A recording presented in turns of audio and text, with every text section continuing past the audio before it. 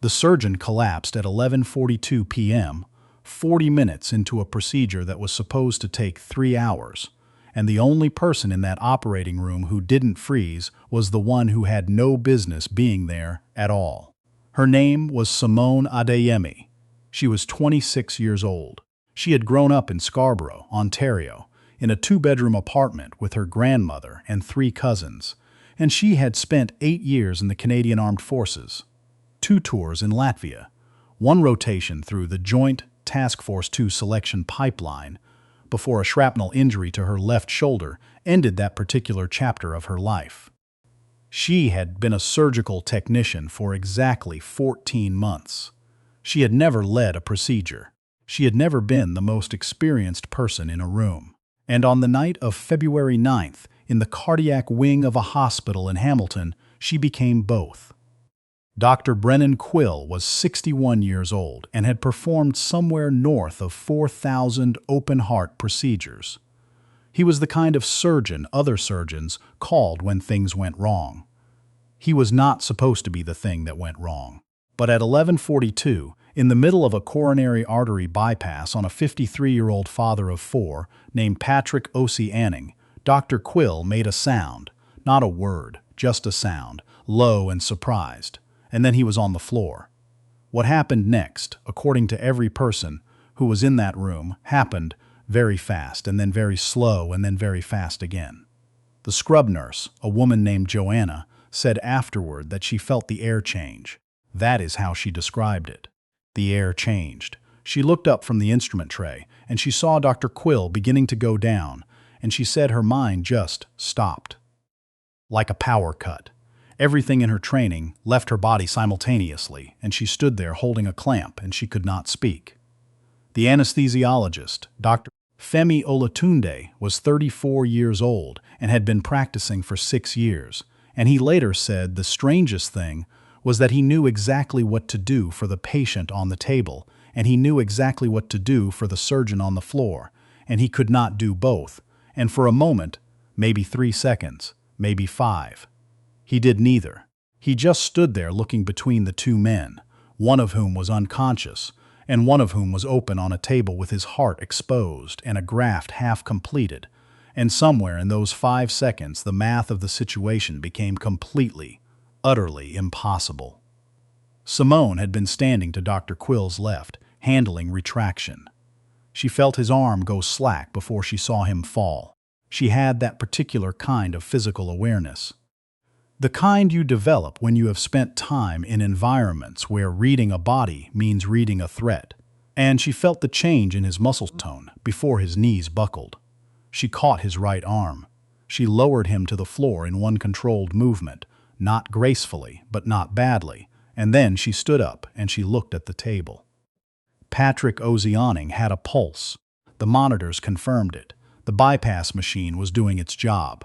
But the graft was incomplete, and the operative field was, as Joanna later put it, a situation, and Dr. Quill was not getting up off that floor.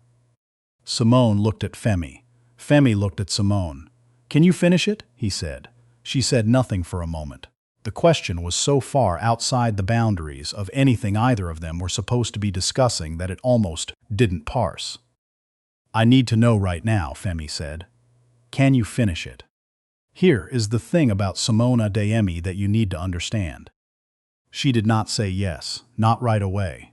She looked at the field. She looked at the monitors. She looked at Patrick O.C. Anning's open chest and the half-completed graft and the instruments laid out on Joanna's tray, and she ran through what she knew. She had assisted on 42 bypass procedures. She had watched Dr. Quill's hands from 18 inches away for the better part of a year. She had read, in her off hours, not because anyone told her to, but because she was the kind of person who read every surgical manual and case study she could find, partly out of genuine curiosity, and partly out of a habit developed in the military of understanding every moving part of every operation she was part of, because in her experience, the people who died were usually the people who only understood their own small piece. Her grandmother used to say, "Know the whole road, not just your corner of it." She thought about that in those seconds. She thought about her grandmother. Then she said, "Call the OR charge. Tell them what happened. Get another surgeon on the line if you can reach one. I'm going to finish the proximal anastomosis, and then we reassess." Femi later said he had two simultaneous thoughts. The first was, "That is not legal." The second was, "She's right." He picked up the phone. What Simone did in the next 47 minutes has been described differently by everyone who was there. Joanna said she moved like she was remembering something she had always known. Femi, who kept one eye on the monitors and one eye on Simone the entire time, said she was methodical in a way that was almost eerie. No wasted motion, no hesitation that wasn't deliberate, pausing only when she needed to pause and moving only when she needed to move. She completed the proximal anastomosis. She assessed the distal site. She made a decision that two of the three reviewing surgeons who later studied the case report would describe as unorthodox but defensible, and one would describe as the right call. She worked Patrick's heart when the bypass machine was gradually withdrawn and his own circulation resumed, beat on its own. It beat on its own. Joanna started crying. She did not mean to. She had been in operating rooms for 19 years, and she had not cried in an OR since her first year. And she stood there with tears going into her mask, and she could not stop. Femi sat down on a stool and put his face in his hands, and stayed there for a moment that nobody counted. Simone stood at the table and looked at the monitors, and then looked at the closed chest, and then looked at the ceiling, and whatever she felt in that moment, she kept largely to herself. People who know her say that is her way. You do not always know what Simone Adeyemi is feeling. You just know what she does. Dr. Quill, it turned out, had experienced a severe cardiac arrhythmia. His heart had, in a grim irony that did not go unnoticed, done precisely what he had spent his career preventing other hearts from doing. He was stabilized in the hospital where he had worked for 22 years. He would recover. He would not perform surgery again, and he would spend a long time making his peace with that. But he would live. Patrick Ozzie Anning went home 11 days later. He brought his wife and his 4 children, ages 8, 12, 15, and 17, and they stood outside the hospital in the February cold, and someone took a photograph. He is squinting in it, which is what happens when the sun reflects off February snow in Hamilton and you are not prepared for it. His youngest daughter is holding his hand with both of hers. What happened after was complicated. It was always going to be complicated. The hospital launched a formal review. This was correct and expected. The College of Physicians and Surgeons of Ontario was notified. This was also correct and expected. Simone was placed on administrative leave, pending the outcome of the review. She was not charged with anything. She was not reprimanded, but she was placed on leave, and for 6 weeks she existed in a kind of professional limbo that she later described, to people she trusted, as the strangest period of her life. Stranger than the military. Stranger than her injury. Stranger than anything. She went back to her apartment in Hamilton. She called her grandmother in Scarborough, whose name was Abena, and who was 74 years old, and who had come to Canada from Ghana in 1979, with a nursing degree that the province would not recognize, and $38, and a ferocity of spirit that had never, in all the years since, shown any sign of diminishing. Abena had worked as a personal support worker for 27 years, while she tried and failed and tried again to have her credentials assessed.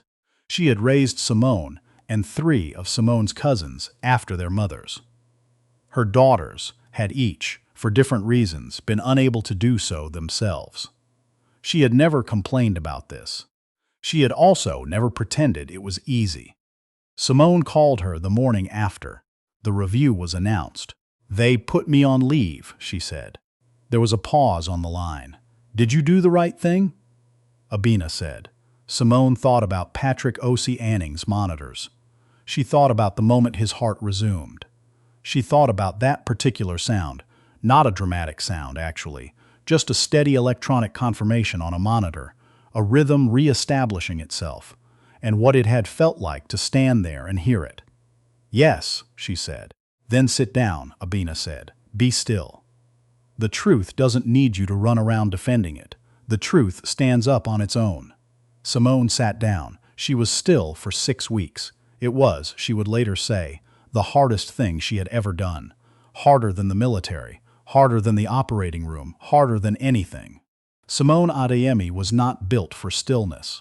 She was built for action and response and problem solving, and the absence of a problem she could actively solve nearly undid her in ways that the problem itself had not. She ran every morning. 6 kilometers along the waterfront, in the dark, in the cold, in the particular February silence of a city that has not yet woken up. She read. She went to the gym. She called her grandmother every second day.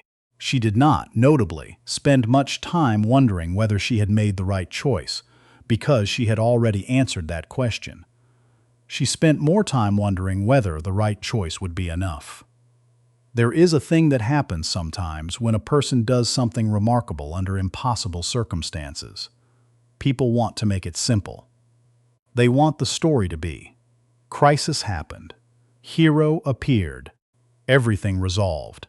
They want the before and the after without the during, and they especially don't want the after.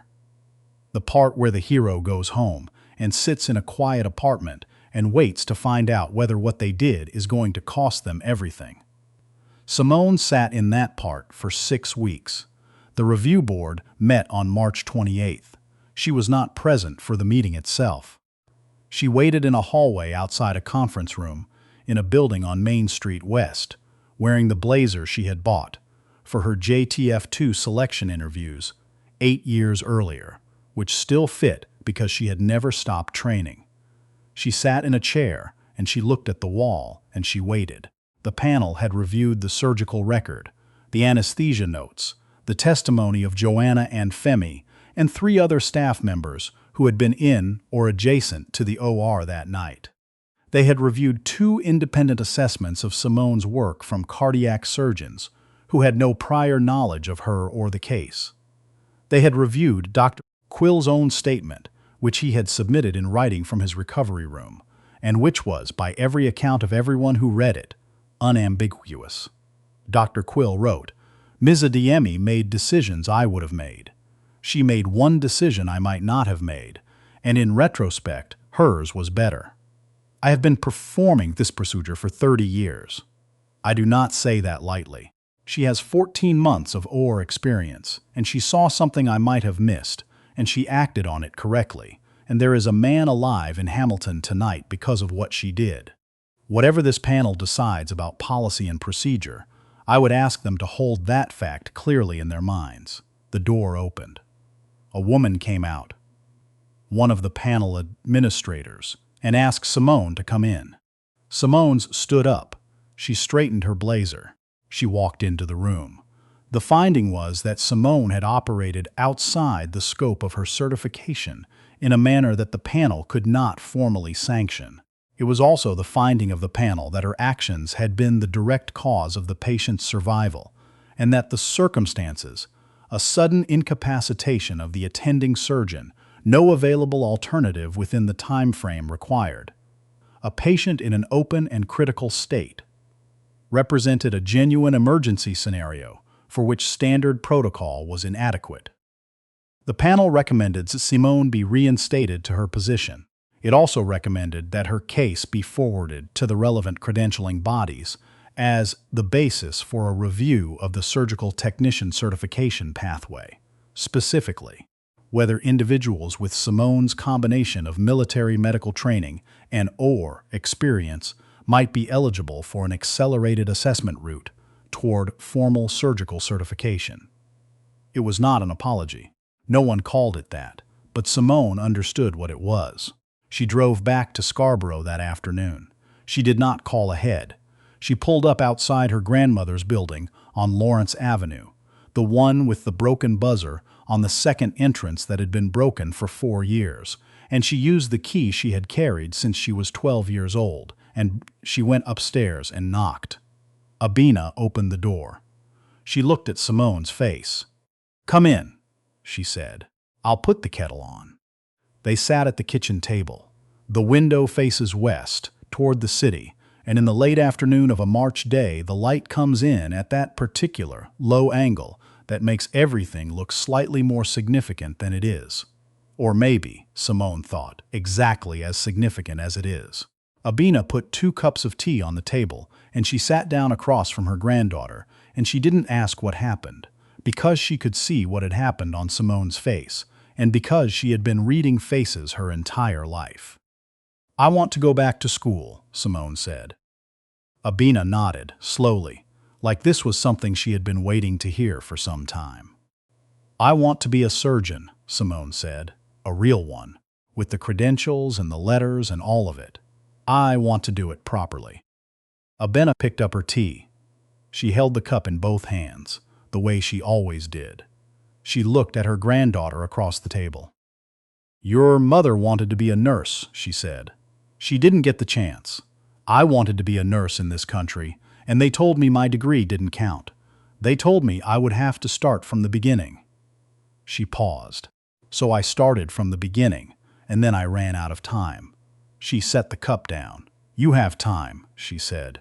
"You don't run out of time at 26. You start." Simone looked at her grandmother. At the face she had known her entire life, the one that had been there every morning she left for school and every night she came home, the one that had been the first thing she saw when she landed back at Pearson after her second tour and walked through arrivals and looked for someone who would be glad she was home. She looked at that face across a kitchen table in Scarborough in the last light of a March afternoon. And she felt something that she did not have a name for and did not need one. She started the MCAT prep that April. She did it in the evenings, after her shifts, because the hospital had reinstated her, as recommended, and she had gone back, and she had stood in the OR again on her first day back, and felt something complicated and right, and entirely hers. She studied at the kitchen table of her grandmother's apartment 3 nights a week, because the Wi-Fi was better there, and because Abina made tea without being asked, and because some things, once they are part of you, you do not let go of. She was accepted to McMaster's medical program 2 years later. She was 28 years old. She called Abina from outside the admissions office, and she could not get the words out right away, and Abina did not rush her. When she finally said it, "I got in, Grandma," Abina was quiet for a long moment. Then she said, "I know." And in the way she said it, Simone understood that she meant something larger than the admissions letter. She meant, "I always knew." She meant, this was always where the road went. She meant all of it, the apartment in Scarborough, the cousins, the military, the shoulder, the operating room at 11:42 p.m. on a February night, the 6 weeks in a chair, looking at a wall. All of it was the road, and Simone had been on it the whole time, and she had never left it, and now here was the next corner. No, the whole road. Not just your corner of it. There are things Abina never got in this country. There are things that were not given to her, and that she could not take, and that she ran out of time to earn.